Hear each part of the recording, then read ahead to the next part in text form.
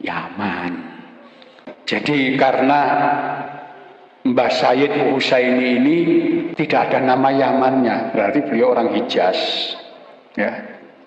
Karena kalau beliau dari Yaman pasti ada nama marga, nggak tahu itu Al-Aidrus, As-Saggaf, ya, Al-Jufri atau siapa, itu nama wong Yaman. Ya, jadi beliau lebih jauh, berarti wong sekitar Mekah sana, bukan dari Yaman. Apakah benar Habib perkataan-perkataan mereka yang mengatakan Abdullah bin Ahmad Muhajir itu tidak ada? Ini semua karangan-karangan data. Indonesia ini merdeka berkat perjuangan para habaib, berkat perjuangan para habaib. Tapi kemerdekaan bangsa ini adalah hasil perjuangan habaib, hasil perjuangan habaib.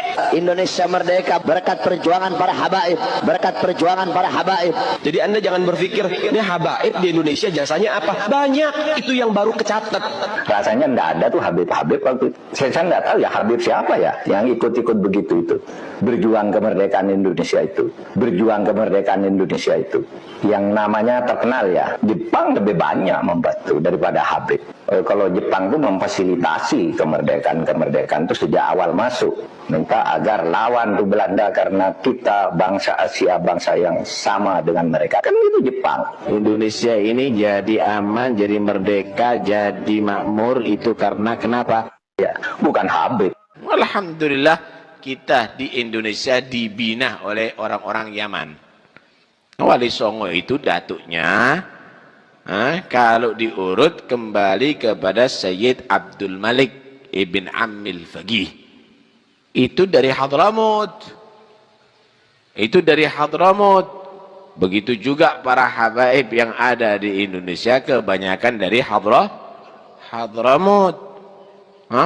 Hampir seluruh penyebar Islam dunia tadi itu mereka dari Hadramut dan juga dari Syam.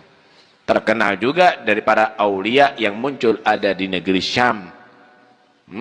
Nggak sedikit mereka tadi itu menjadi para aulia, penyebar agama dan tokoh agama. Bahwa kedatangan orang-orang Arab itu ada beberapa gelombang di sini. Jadi pertama yang belakangan yang pakai gelar Sayyid itu masuk ke wilayah Nusantara, termasuk di Jawa tahun 1790-an. Ya, kenapa? Karena di negeri Arab sedang terjadi pergolakan kaum Wahabi. Nah, sebagian di antara para sayyid dari Hijaz, dari wilayah sekitar Mekah, itu sebagian masuk ke daerah Surakarta. Kemudian oleh Sultan Hamengkubuwono II ditampung, ditolong, dikasih tanah untuk tinggal di situ dan kawin dengan perempuan pribumi. Wilayah tanah untuk para sayyid inilah yang di daerah Jogja sekarang dikenal dengan nama Kampung Sayyidan. Para sayyid inilah yang nanti ikut perang mendukung pemberontakan Sultan Hamengkubuwono II. Sultan Hamengkubuwono II ini kakeknya Pangeran Diponegoro. Nanti ketika Pangeran Diponegoro mengangkat senjata tahun 1825, hampir semua para sayyid yang tinggal di Kampung Sayyidan ikut ngangkat senjata. Itu sebabnya ketika Pangeran Diponegoro kalah dan ditangkap tahun 1830, para sayyid ini dengan pengikut Pangeran Diponegoro tidak mau nyerah.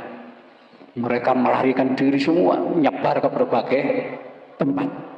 Itulah kita temukan banyak makam-makam para sayyid ini di berbagai wilayah. Ya, itu cirinya para sayyid yang berasal dari wilayah Hijaz. Ya, Hijaz itu di daerah Mekah Madinah sana. Nanti baru tahun 1832, 2 tahun setelah perang Diponegoro, itu didatangkan para habib dari Yaman. Ya, itu belakangan, gak melok perang. Ya. Langsung datang di sini. Ya, itulah nanti diangkat oleh Belanda jadi kapten Arab macam-macam itu orang-orang yang dari Yaman. Jadi karena Mbah Sayyid Husaini ini tidak ada nama Yamannya, berarti beliau orang Hijaz. Ya. Karena kalau beliau dari Yaman pasti ada nama marga. Nggak tahu itu Al-Aidrus, As-Saggaf, ya, Al-Jufri atau siapa, itu nama wong Yaman. Ya, jadi beliau lebih jauh, berarti wong sekitar Mekah sana, bukan dari Yaman. Apakah benar Habib perkataan-perkataan mereka yang mengatakan Abdullah bin Ahmad Muhajir itu tidak ada? Ini semua karangan-karangan Dajjal Imaduddin dan pengikut-pengikutnya. Tolong perhatikan. Siap mau dengar? Siap mau dengar? Siap mau dengar? Perhatikan, ini kitab abad keempat. Setelah kita baca nanti, kita akan kasih sok terapi tegangan tinggi terhadap Imad dan pengikut-pengikutnya Imad. Kita akan beri sok terapi nantinya. Al-Haddad dari Alawiyin, Al-Hamid dari Alawiyin, Al-Attas dari Alawiyin, Al-Jufri dari Alawiyin, Mbah Hashim dari Alawiyin. Banyak para kabir, hampir mayoritas wali-wali di Indonesia ini, di dunia ini 60-70% Alawiyun. Ini yang dinafikan, ini yang diingkari. Galil adab, biadab itu kelompok-kelompok Imad. Saya berjanji nanti saya akan kasih sok terapi tegangan tinggi terhadap mereka. Jangan macam-macam. Anda telah membangun harimau yang tidur. Kami akan buat goncang nanti dunia ini gara-gara sampean. Kita ini tidak gila hormat. Tapi pada saat dia mengatakan Alawi Jahannam, Alawiin Jahannam, tunggu. Suatu saat kalian akan bertemu dengan saya nanti. Saya akan kasih sok terapi tegangan tinggi terhadap kalian nanti. Saya ingatkan kepada para santri, baik yang ada di Jember, atau yang ada di Banyuwangi, atau yang ada di Lumajang, atau yang ada di Probolinggo, atau yang ada di Pasuruan, atau yang ada di Madura, atau yang ada di Surabaya, para santri, jikalau ada kelompok-kelompok Imad, kelompok-kelompok pencaci maki Sada Alawiyin ini, pertama laporkan dulu kepada aparat kepolisian. Tapi kalau kepolisian tenang-tenang saja, polisinya tidak mau bergerak, polisinya malah memberikan fasilitas, umpamanya kita akan kasih shock terapi mereka dengan tegangan tinggi, sebagaimana kita kasih shock terapi terhadap orang-orang Syiah. Kita akan kasih shock terapi terhadap mereka. Tunggu waktunya. Kalau Syiah kita bisa sikat, kita bisa bumi hanguskan. Apalagi kelompok-kelompok Dajjal Imad ini. Kira-kira dibiarkan atau dilawan? Tidak ada jalan lain kecuali kita akan kasih shock terapi tegangan tinggi nantinya. Kalau Syiah saja di Madura, di Puger, di Bondowoso, di Bangil, di Surabaya, di Madura, kita bisa kasih shock terapi dengan tegangan tinggi. Pasukan-pasukan mereka kita rontokkan, apalagi pasukan-pasukan Dajjal Imad ini, kita akan berikan shock terapi dengan tegangan tinggi. Kalau tidak gitu, tidak akan pernah selesai ini. Lihat nanti. Sabar nonton. Tidak bisa dibiarkan ini. Ini kelompok-kelompok Dajjal ini tidak bisa dibiarkan. Betul tidak? Betul tidak? Tunggu waktunya. Pasti kami akan beri shock terapi tegangan tinggi. Bukan dengan tegangan rendah, tegangan tinggi. Tidak terima. Kecuali sayanya musyahadah dalil dianya. Si Kima dalilnya bohong-bohongan kabeh. Mau anak si marah-marah. Wong Tanggul kan. Katanya Imad Dajjal. Ini ada kitabnya, kitab abad keempat. Sudah sahih di sini disebutkan bahwa Ubaid anaknya Ahmad Ini kitab namanya Abnaul Imam. Wah, ini kitab Abnaul Imam sudah saya bahas hampir 2 tahun yang lalu ketika pertama kali saya mengeluarkan tesis saya. Seorang kiai dari Pelamunan, Banten datang ke rumah saya, manggilnya Abah sama saya, kiai dari Pelamunan. Sekarang ketua PCNU Kabupaten Serang sekarang. Namanya Gus Robi. Abah, ini ada kitabnya ini. Karena dia mondoknya di Yaman.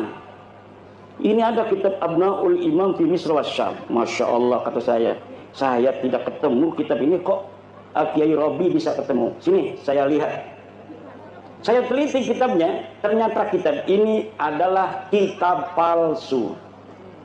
Baru dicetak tahun kemarin, tetapi mengatasnamakan tahun 473 atau 37 Hijriah.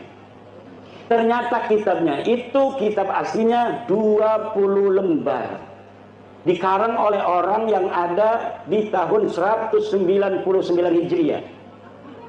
Hanya menerangkan anaknya Sayyidina Ali dan cucunya Sayyidina Ali, Abnaul Imam fi Misr wa Syam Al-Hasan wal Husain. Tidak menerangkan yang lainnya karena tahunnya saja masih tahun 199 Hijriah. Sedangkan Ubaid itu wafatnya 383 Hijriah. Masa iya orang yang hidup di tahun 199 Hijriah bisa mencatat orang yang ada di tahun 383 Hijriah? Bohong apa ragu? Bohong. Lah iki jembari marah-marah bahwa kitabnya sudah ditemukan, ini kitab abad keempat. Yang 473 kan kudunya abad kelima. Wis ngomong salah, isinya salah. Kalau misalnya kitab itu benar, itu sing cerdas-cerdas kan sing ngebela kayak Rumel Abbas, kayak Idrus Romli, itu dulu yang akan dipakai untuk menjawab saya. Profesor Said Agil Al-Munawar pasti akan membawa dalil itu kepada saya. Tetapi kenapa mereka tidak membawa? Karena mereka pun tahu itu kitab palsu. Dan kepalsuan itu diakui di mukaddimahnya ada. Mukaddimahnya ini kitab dikarang pada 199, tetapi kemudian ditambahi pada abad ke-12, ditambahi lagi pada abad sekian, ditambahi lagi oleh yang terakhir Yusuf Jamalul Lail yang baru wafat beberapa tahun kemarin.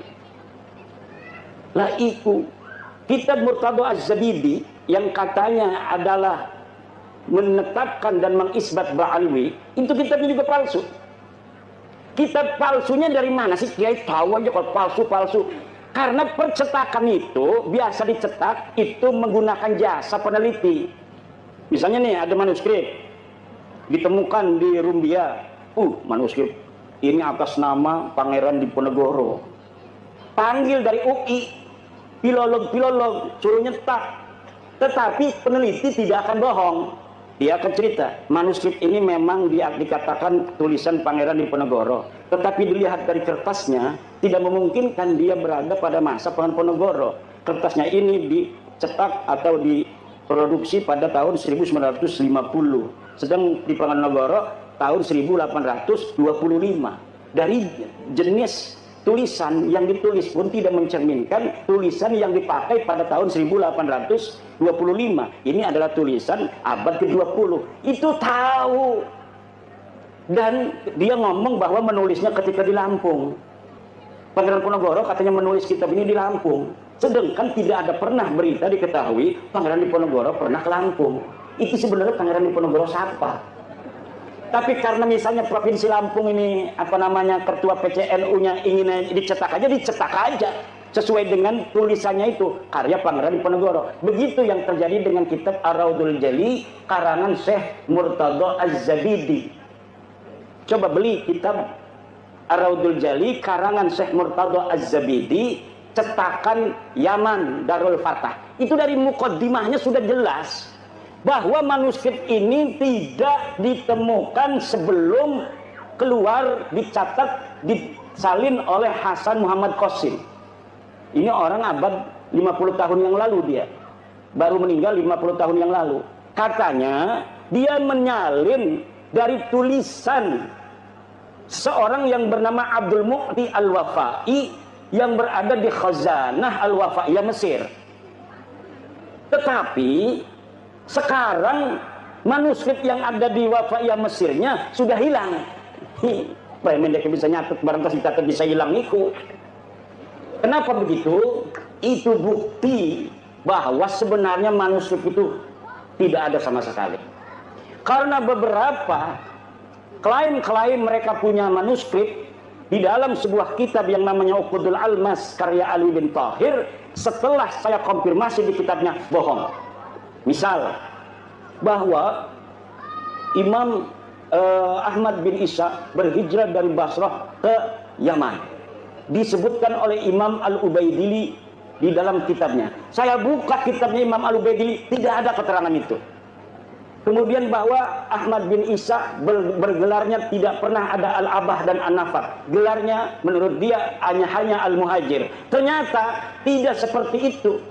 Kitab yang dia sebutkan tidak menyebutkan An-Nafar. Saya lihat ya yang bergelarnya An-Nafar, tukang minyak. Yang satu lagi bergelarnya Al-Abah. Al-Muhajir tidak pernah ada di kitab-kitab dari mulai hidupnya Ahmad bin Isa sampai dimunculkan pada 800 tahun kemudian nama Al-Muhajir sebagai alibi bahwa Ahmad bin Isa ini hijrah ke Yaman. Padahal yai Ahmad bin Isa ini orang pernah pindah ke Yaman. Laka sama sekali berita kepindahan Ahmad bin Isa ke Yaman. Dia terkonfirmasi kitab abad kelima Al-Ghaibah karangan At-Tusi adanya di kota Madinah Al-Munawwarah. Dicari kapan wafatnya, tidak ada berita kapan wafatnya. Dicari di mana dia ini dikebumikan, tidak ada. Kenapa sampai dia tidak dicatat? Mungkin dia mati muda, tidak terlalu banyak peran dalam kehidupan. Kalau orang yang banyak peran, ketua PCNU, ya kadang-kadang anak nulis di media online. Ketua PCNU menghadiri acara pelantikan PWI Kabupaten Lampung Tengah. Berarti dia historis, pernah ada di media online. Coba nama-nama yang hadir, coba lihat di Google, ketik nama Kiai Haji Suparman Abdul Karim, langsung merebet anak, dia historis, banyak yang memberitakan. Tapi kalau bapak-bapak kita yang tidak pernah ikut gabung-gabung di organisasi, dikir bening jogoa, gelati arane Samsuri, lah kan di Google le. Yang tasawuf tidak pernah ada interaksi dengan masyarakat luas. Begitu pula lah keberadaan seseorang yang dikatakan dengan kesejarahan yang begitu luar biasa, pasti ada saja orang-orang sekitar dia yang menginformasikan tentang aktivitasnya waktu dia hidup. Tetapi nama-nama Ba'alwi ini sama sekali tidak ada. Fakih Muqaddam jare bisa mi'raj 70 balen sebengi. Dia ada di abad ke-6. Banyak kitab abad ke-6 di Hadramaut, di Yaman yang memberitakan tentang ulama-ulama Hadramaut. Satu pun tidak ada yang memberitakan orang ulama di Tarim namanya Fakih Muqaddam. Laka. Pemaning kalau keramat-keramatin. Makanya Abdul Qadir Jailani pun kalah pangkatnya oleh Fakih Al-Muqaddam. Kenapa namanya Al-Muqaddam? Karena dia orang yang paling tinggi derajatnya. Ternyata ketika dicari di dalam sejarah masa lalu, tidak ada. Sejarah itu yang perlu dokumen, bapak-bapak. Nggak usah marah-marah, wis dokumen deh. Dokumennya mana? Kalau tidak sejaman, yang primer, yang sekunder. Yang kira-kira dia bisa mendeteksi orang yang ada pada abad sebelumnya. Kalau misalnya tidak ditemukan pada abad-abad yang mendekati, maka yang ditemukan yang paling dekat, senajan 100 tahun ini yang akan dipakai. Nanti apabila ditemukan yang lebih tua, maka yang muda yang bertentangan yang dengan yang lebih muda ini harus namanya tesisnya ini sudah ada antitesis, sudah tidak bisa dipakai lagi. Bengen surah istifadah Habib kabeh bin Syihab bin Smith bin Yahya As-Sagrab turunan Nabi. Tapi siki antesis abad tua 4, 5, 6, 7, 8, 9 bahwa deke duduk putune Kanjeng Nabi. Ya kudu nerima. Tes DNA ini melenceng. Turunan Nabi kudune J1 deke mah tes DNA ini hasilnya G, haplogrupik. Turunan Nabi Muhammad, turunan Nabi Ibrahim J1 haplogrupnya. Mereka 180 orang yang sudah tes DNA kebanyakan G. Ini menunjukkan bahwa mereka bukan hanya bukan sebagai turunan Nabi, tapi juga bukan orang Arab.